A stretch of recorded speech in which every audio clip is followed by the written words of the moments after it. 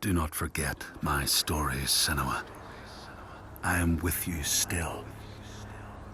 Out of hell you have come, and now find yourself in Midgard, the world of men. Do not think it any less dangerous for that. Your path has taken you far from home, across the boundless sea, and you must go on to the heart of this place, to the heart of man. You have seen how the Northmen journey out to conquer, and this is one of their lands, as icy dark as Niflheim, yet as fiery as Muspel. It has not long been claimed, and they try still to tame it.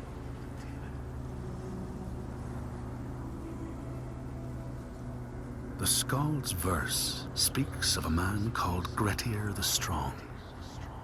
A strange and bloody life he led. And it happened in this land you have come to. Listen to his story, Senua, for it may in some small way illuminate your own.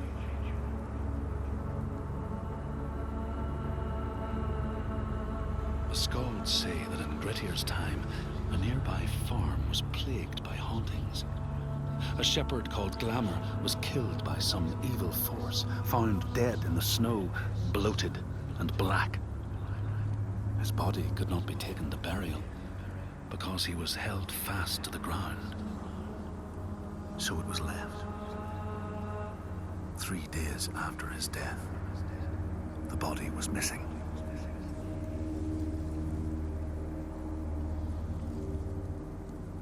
The Skalds tell how the revenant Glamour roamed the settlements, terrifying all those who lived there. Each one he killed, in turn, rose to walk beside him. Thus, evil begets evil. But the man Grettir was proud and overbearing, and thought the Droiger no match for his strength.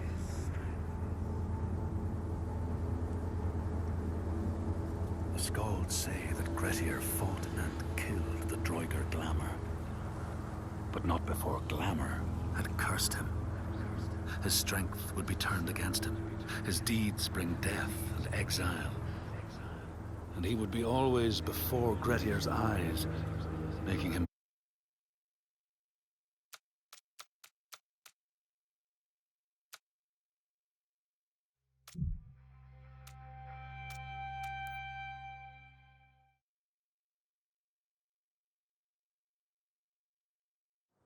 Do not forget my stories, Senua. I am with you still. Out of hell you have come, and now find yourself in Midgard, the world of men. Do not think it any less dangerous for that. Your path has taken you far from home, across the boundless sea, and you must go on to the heart of this place, to the heart of man.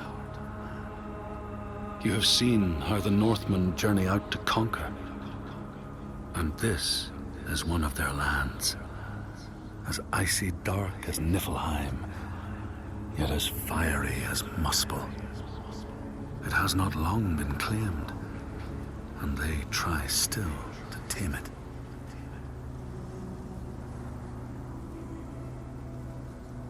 The Skald's verse speaks of a man called Grettir the Strong. A strange and bloody life he led. And it happened in this land you have come to. Listen to his story, Senua, for it may in some small way illuminate your own.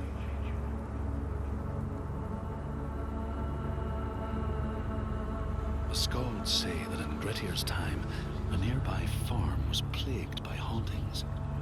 A shepherd called Glamour was killed by some evil force, found dead in the snow, bloated and black. His body could not be taken to burial, because he was held fast to the ground. So it was left. 3 days after his death, the body was missing.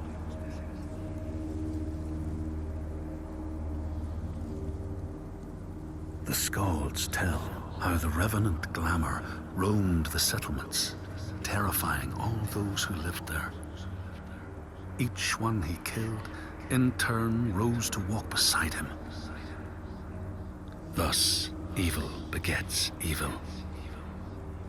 But the man Grettir was proud and overbearing, and thought the Droigar no match for his strength.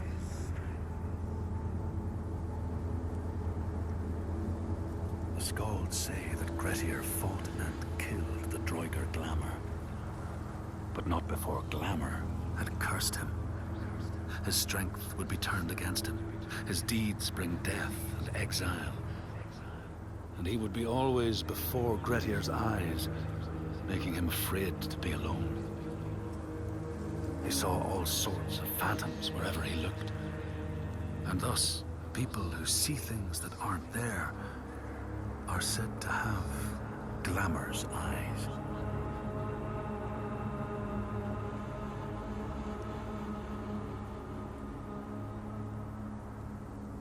The Skalds tell how in the time of Grettir's kinsman Thorgrim, there was a terrible famine.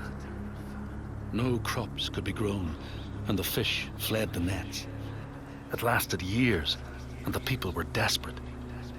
There was no respite even in spring, since terrible gales from the north would rise up and set in for weeks. This is a cold and unforgiving land, Senua.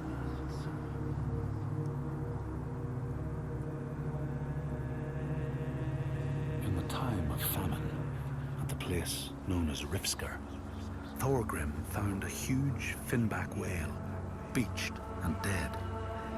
His neighbor, Thorfinn, had already found it and was in the process of flensing it. But Thorgrim claimed it as his own. Thorfinn said he would not give it up without a fight. If that's what you want, Thorgrim said, let it be so. And he launched a blow at Thorfinn, cutting off his head in one strike.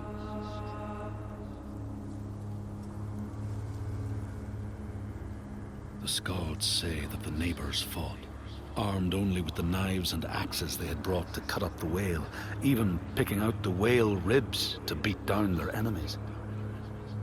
Thorgrim's men had loaded their boats with whale meat, but as they went to leave, one of their opponents struck Thorgrim's brother a fatal blow. And this is how hunger fates desperate men to come to blows, striking out against one another to survive.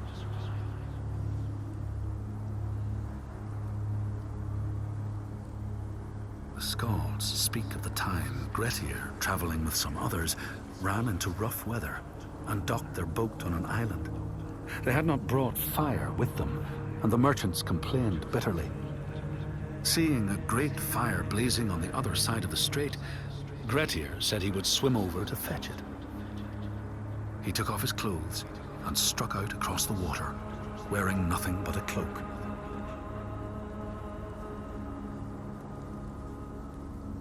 When Grettir came to the farm where the fire was burning, all was peaceful.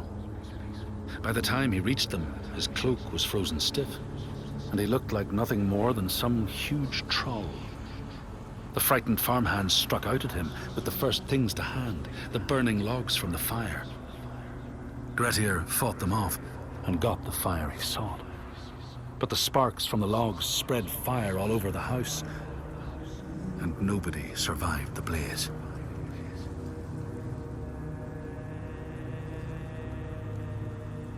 The Skalds say that Grettir swam back across the strait, keeping the fire safe from the water. His friends applauded Grettir's bravery, but when word spread about the massacre at the farm, people took against Grettir. Nobody wanted anything to do with him, and when the news reached the Althing in the summer, Grettir was pronounced an outlaw. All doors would hence be shut to him.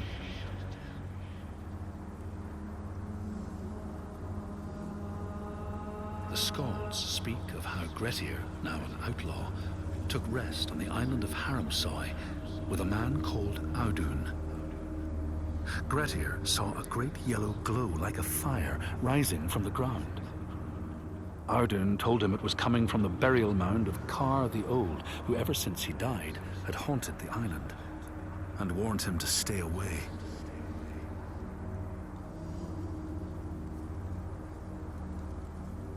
The Skalds say Grettir wanted the sword that was buried in Kar's howe, and would not be deterred from seeking it. He broke the mound open and started digging until he reached the timber props. By this time it was night. Audun warned him again not to continue, but Grettir threw down a rope and went inside the mound. No light penetrated it, and it reeked of death. But he persisted in exploring.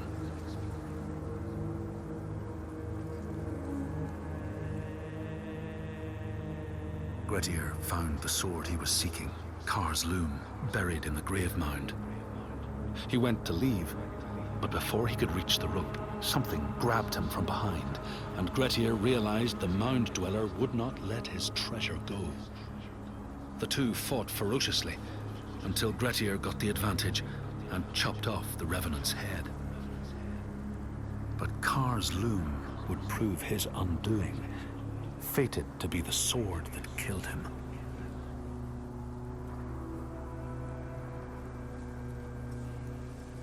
The Skald's verse tells how Grettir made many enemies with his proud and overbearing nature. Always quick to anger, his strength and fighting prowess meant that even the most trivial of quarrels met a fatal end. The kinsmen of those he killed or maimed were angry, and because he was an outlaw, no one was allowed to help him.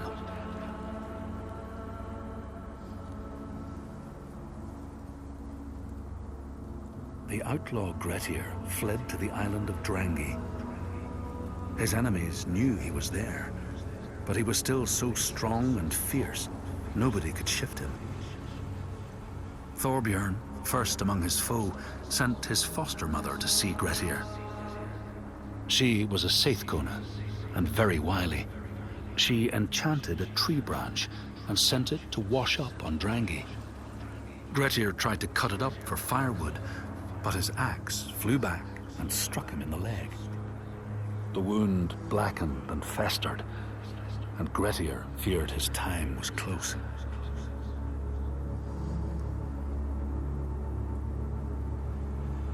The Skalds say Grettir, wounded by Seidr, was now so weak it was possible for his enemies to defeat him. Under cover of night, Thorbjorn and his men attacked his shelter. They tried to disarm him, but he clung so firmly to his sword, Kar's loom, that they had to cut off his arm to get it free. Then they used his sword to cut off his head, and the land's mightiest outlaw was dead.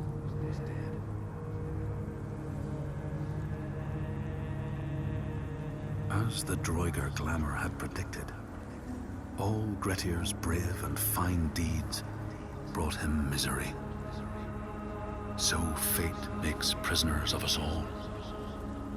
But it was Grettir's nature that made him fight the Droigar, and Grettir's nature that led to blood feud and exile. So what is truly our prison, Senua?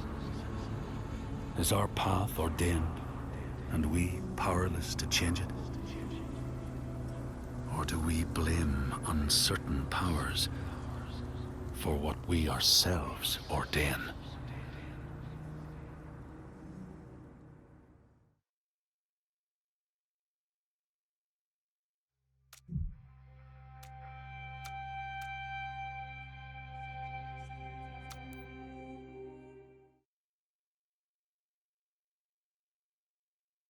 In all the places of the earth, they know that the gods and spirits affect man's path.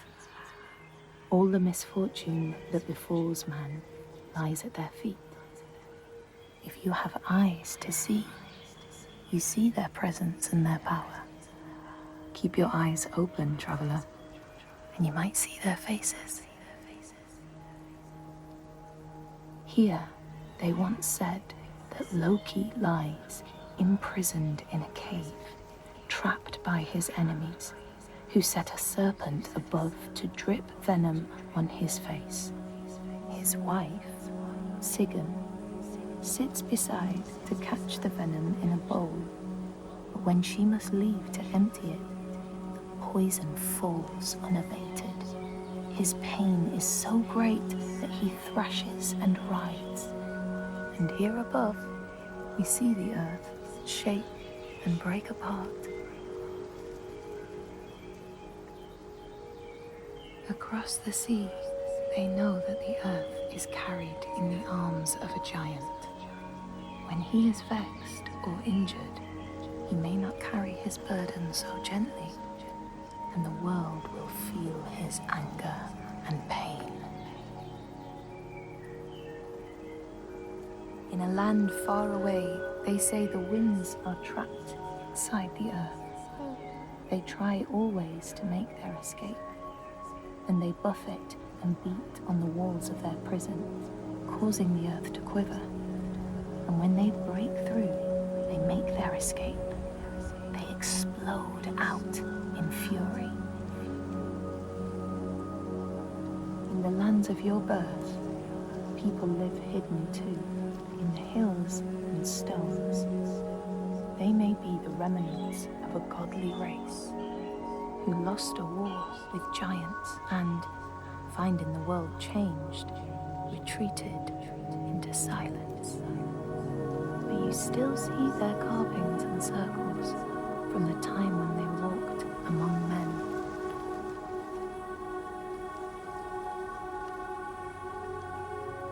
Here, they know that if times are harsh, you may ask of the hidden folk to share their bounty. And if you are strong and wise and good, they may hear your plea and send you aid. But if you are not, or if you do not respect the strictures they lay down, you might have your strife doubled.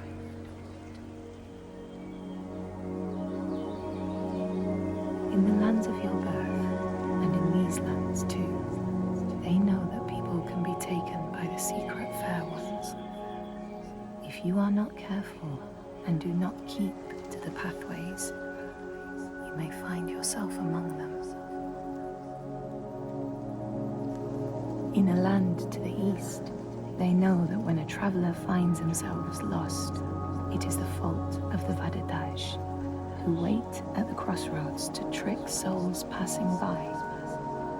The only remedy is to let your horse lead you home, because beasts have no souls. But if you have no horse, your soul is lost forever.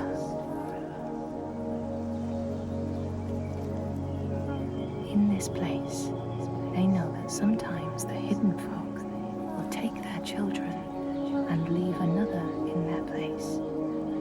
These children may look the same as their own, but will be dazed and far away, or ill-tempered.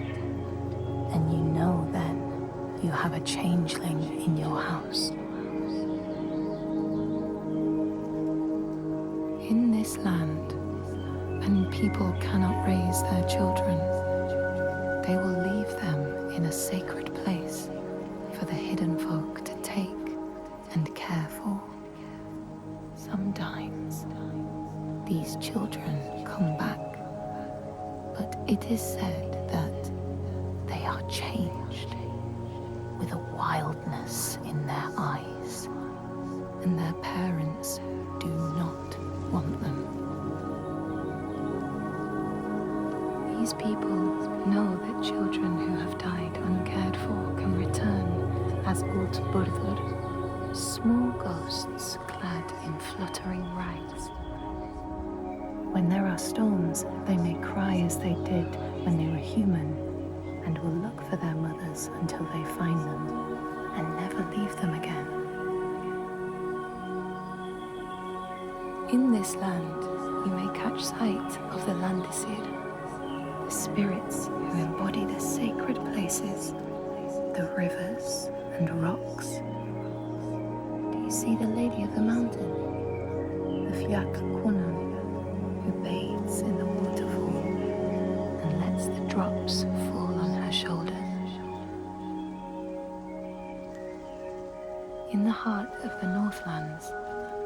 know the storms are born of the Oshkuredi, the hunt of Odin.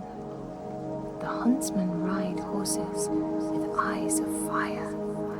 Their weapons clash like thunder, and it is best to hide inside, lest your spirit be called to join them. In your lands, traveler, they know that the Kailith, the hag of winter, is the one who hurls sleet and snow upon the land. She lives in a sea rock and rules the waves of the roiling winter ocean with her blackthorn staff. She strikes the ground to destroy the shoots of growing green, so the winter will lie long and low on the land. These people know that the sea god, Ran, sets out nets to trap sailors and drag them to her world. She sends the waves, her daughters, to wreck boats so she will have more men to take. And jealously, she pulls them down beneath the water.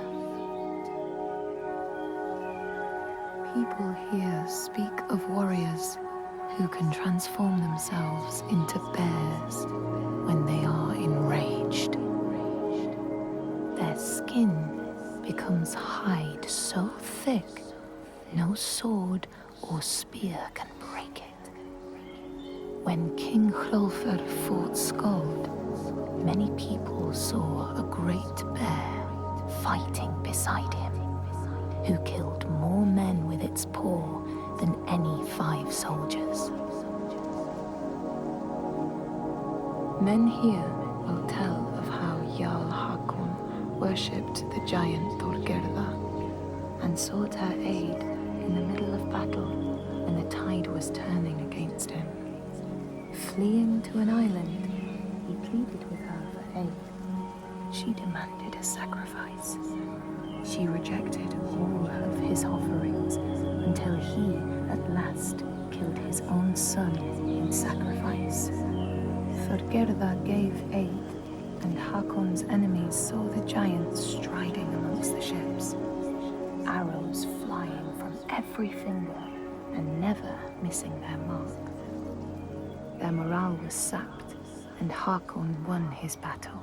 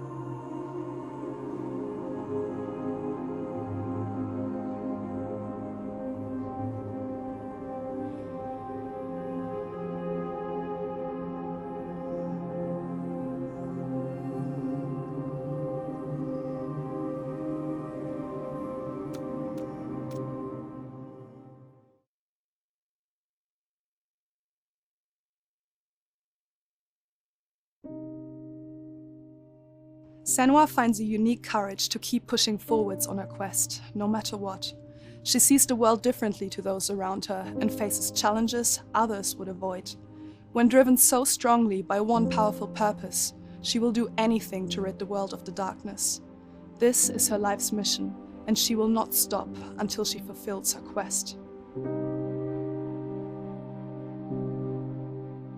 My name is Eddie, and I have lived with psychosis for most of my life. To me, psychosis means living in a different reality, a reality that isn't shared with other people.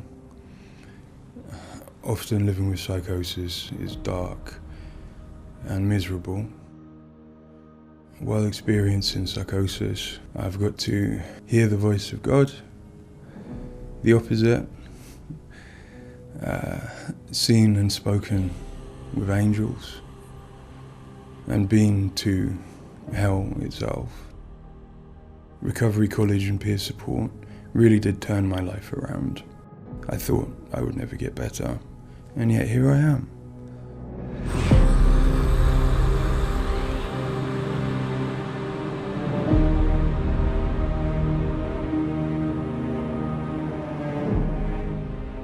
The things that Senua experiences in Hellblade are very similar to some of my own experiences. She lives in a reality that other people might find hard to understand. She sees significance in symbols, in meeting people, in all sorts of things that are going on around her.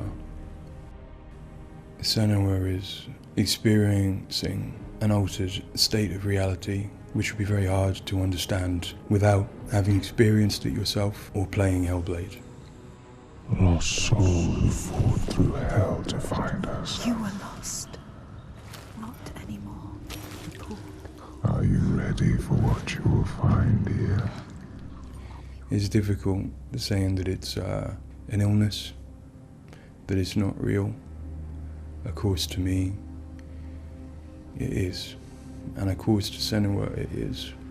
And that's what's driving her to do these amazing feats of courage, to overcome pain and exhaustion, to do what she knows she must.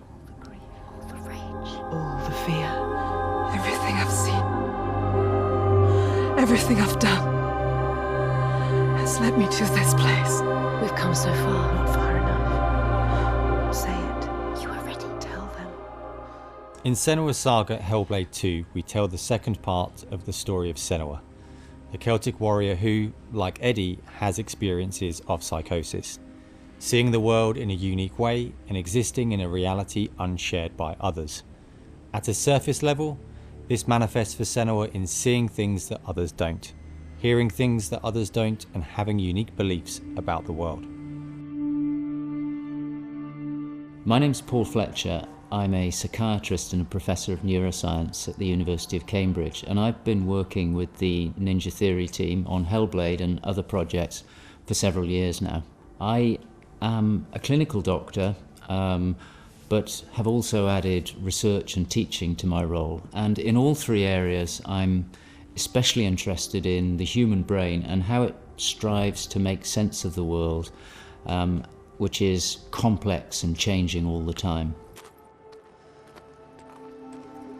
The lake, like a mirror. You can see the reflection. Senua, like many people, experiences psychosis. Now, psychosis is not a diagnosis, although it is associated with a number of medical and psychiatric conditions. But ultimately, it's a loose description of a shift in one's experience of reality. What are you doing? Screams of the dead. There's something here. They are not. I need to find out what it is. They are. A person with psychosis might experience changes in their perceptions and their beliefs. For example, they might see or hear things that other people can't. And they might come to believe things that are quite uncharacteristic for them. For example, they might feel that somebody, perhaps somebody even very close to them, is intent on trying to harm them. Now, it's very important to remember that this is not just a vague feeling or an imagination. To the person, it feels like their reality, just as everything around me feels like my reality to me. I, like many people, feel that in order to even begin to understand psychosis, we have to start with thinking about how the brain works in general, how it makes sense of the world around it. And when we do that, we're repeatedly confronted with evidence that actually it doesn't just rely on the evidence of our senses, but it actually relies on what it already knows, on its predictions, its anticipations, and its expectations. Your voices. Now that might seem like a defect. After all, why would we want to rely on what we already know rather than what the world is telling us? But if we did act simply as passive receivers, we would be completely swamped. We'd be like a newborn infant trying to make sense of the colours and shapes without any way of having a framework to try and understand those colours and shapes. Our senses are bombarded with information from the world that's rapid, it's intensive, it is noisy, ambiguous, unreliable. And if we were to try and make sense of that without imposing patterns and expectations, then it would be like trying to assemble a multi-dimensional jigsaw without knowing what the picture was on the box.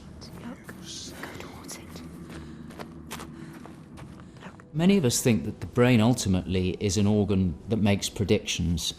It craves patterns and associations in order to make sense of the world. And without that, we are confronted with a feeling of uncertainty, of anxiety, of distress, even of fear. They're calling. Something is drawing. Where do these predictions come from? Many of them are actually embedded in the structure of our brain, probably wired there by evolution. Many of them come from our earliest experiences as babies, trying to make sense of this new world that we're born into. Many come from our early childhood experiences, from what we learn from others and how we interact with others, from our parents, our teachers, our friends.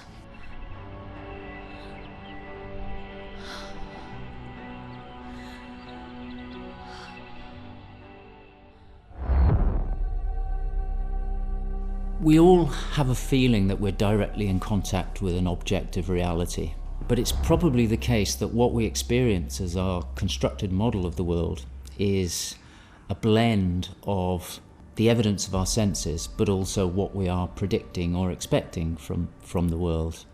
So this blend exists in a very fine and delicate balance, and the weighting of that balance probably varies a great deal across different individuals. But crucially, this balance is what determines how we experience and interpret and act upon the world. And some of them are embedded in shared experiences with others, our society, our culture, our arts, even our religions and our mythologies. So for the most part, this works very well for us and enables us to make sense of the world, but it's also, being a delicate balance, it can be shifted, and it's very easy, even under the most normal day-to-day circumstances, to deviate from objective reality.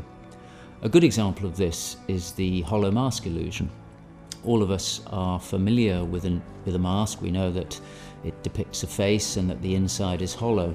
But when we see the mask rotating round and we see the hollow side, there is a deeper prediction, probably embedded in our brain, that facial features tend not to be hollow, that they stick out. And this deeper prediction can override our knowledge that the mask is hollow and make us actually perceive the face as sticking out at us. Despite what we know, the deeper predictions will override this. So for me and many in my field, perceptual illusions like this, which are very common, are really interesting because they tell us something fundamentally about how the brain is making sense of reality using its predictions. But more than that, for me, it's very interesting because it begins to give us a sense of how psychosis might begin to emerge. Psychosis is this experience of an altered internal construction of one's reality. And it seems feasible that this is dependent upon this balance I've talked about between predictions and evidence. And it is probably the case that some people tend to weight their predictions more heavily. This, in many circumstances, is advantageous because it means that they can discern patterns and associations that perhaps other people can't. But if that balance was shifted further by different circumstances, then it may well be that they begin to construct a reality that doesn't accord with the world around them. What might cause that shift? Well, a number of things. It could be caused by stress, sleep deprivation. It could be caused by illness, neurochemical disturbances. It's also the case that our experience will change how we predict things. So a very profound experience, for example, of trauma, could powerfully change the way in which we make predictions about the world and shift us from this delicate balance into a state of psychosis. In the case of Senua, we know that from an early age she was able to discern patterns and associations that perhaps other people couldn't. And on top of that, her childhood and adolescence had a number of traumas in it. Her father was abusive and he accused her of being the cause of evil and darkness. Her mother, who had the same capabilities as she did, was actually sacrificed for the same reason. And in addition, her village was attacked by Vikings and her lover was brutally killed. And it's possible that all of these traumas would act on her natural tendencies to topple her into this psychotic experience that is depicted in Hellblade. With every defeat, the dark rot will grow and soon it will take her soul.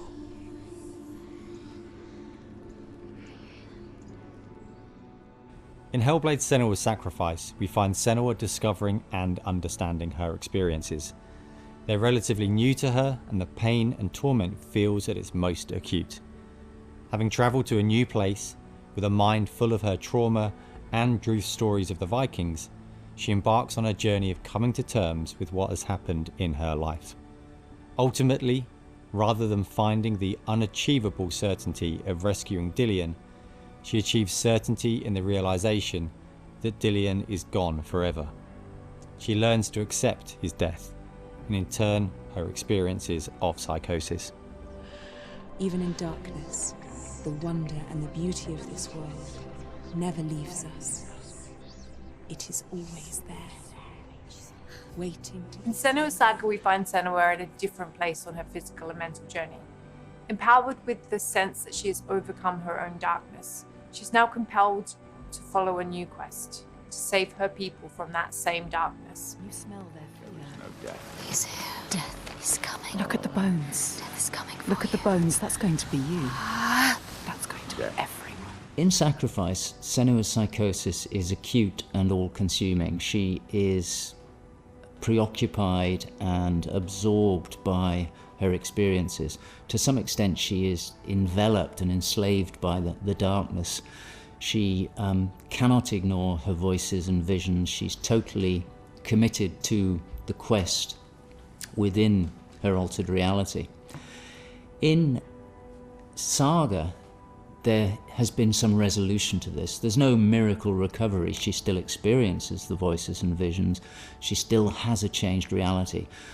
But the balance of power has shifted. She is the one who is able to be in control. She's able to resist and challenge the voices.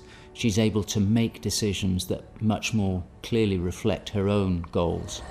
They see through your lies, and I will show them how to see as I do. I will not appease your gods. I will destroy them. And in addition, in Saga, she is able to encompass the reality of others. She sees them for the constructions that they are, and she is able to interact with them. And I think that's a very powerful change and a very important area to explore. They have lost everything. In Saga, we've had the opportunity to explore the next phase of Senua's mental health journey. One where she's come to a place of understanding, but where she and us as creators have new challenges to overcome. Where Senua's belief system will clash with that of others. Her experiences will play out in the presence of people who don't share her perspective. And where she feels a new sense of power in being chosen for the quest, but also a new weakness, bowing underneath the weight of responsibility that sits on her shoulders. Wait.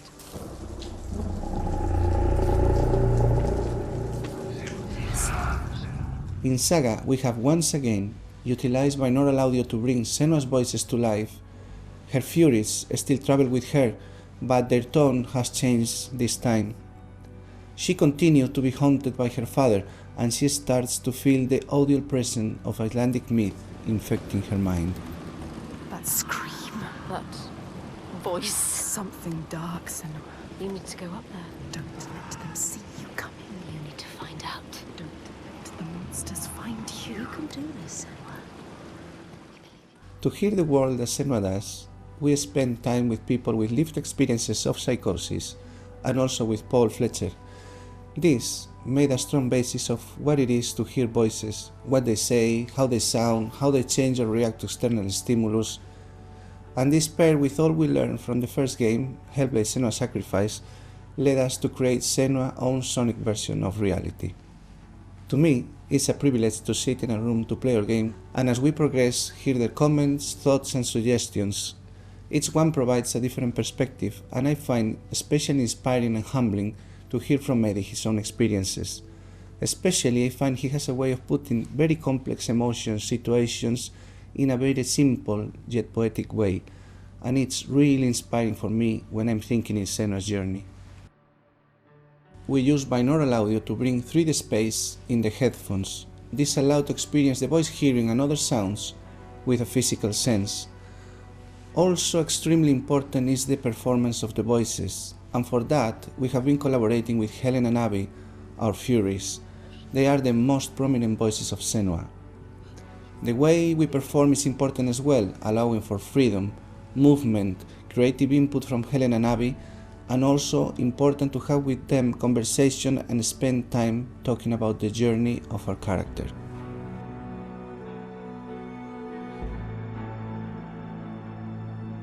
There is a lot of time gone into experimentation, so every sound in the game is connected in some way with the emotion that Senua is experiencing as she travels through Iceland, from the sounds of the nature to some of the musical moments.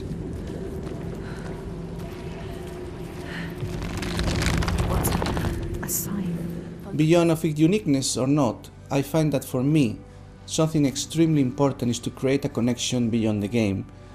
So in understanding Senua's own reality and going on a journey with her, I hope our players will understand better how people experience reality different, and in doing so, I feel, we break those walls that keep us distant and lonely.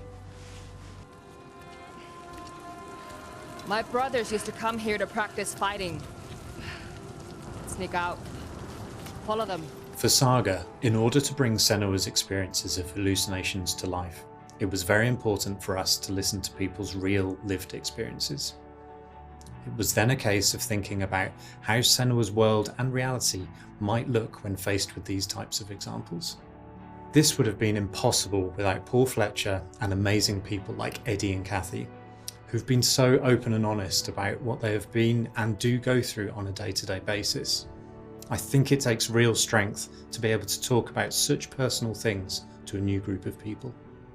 On the visual side, we have lent into things like repeating fractal geometry shapes, cymatic patterns, with lighting and post-processing changes to all help reflect the current feelings of Senua. And hopefully, when combined with the audio and gameplay, the player will get a sense of what we are aiming to achieve. Dying right before your eyes, just like before. No, this cannot happen again. You couldn't do anything. We have to stop it happening. Face it. You need to face it. Focus. You need to look at it. In Sacrifice, we saw a story of Senua's suffering at the hands of her experiences. In Saga, we're telling a more nuanced story of the next step on her journey. One where she has found a greater balance, but where her experiences are just as strong. Where rather than being a victim to her experiences of psychosis, she is driven by them, on a path that only she sees. Bringing sin with you. The gods cannot be killed. One thing that I find very exciting in Saga is that there's an attempt to explore something that is really neglected in my field, which is the experience of a dual reality that some people have. People who have had Senua's types of experience have spoken to me about this feeling that they have their own reality, but they also recognize the reality that others experience, and it can be very confusing, it can be disorientating. And it's exciting to me that the game contains an explicit attempt to portray this experience of dual realities, and I think it'll be very interesting to see how people respond to that. It's amazing what has been done and what's been portrayed. I think it's really difficult to turn words into what other people might be seeing, but I think I'm always blown away by what Ninja Theory come up with for their games, and I'm really stunned at the quality of, you know, the things that she sees and the sounds of the voices that she has.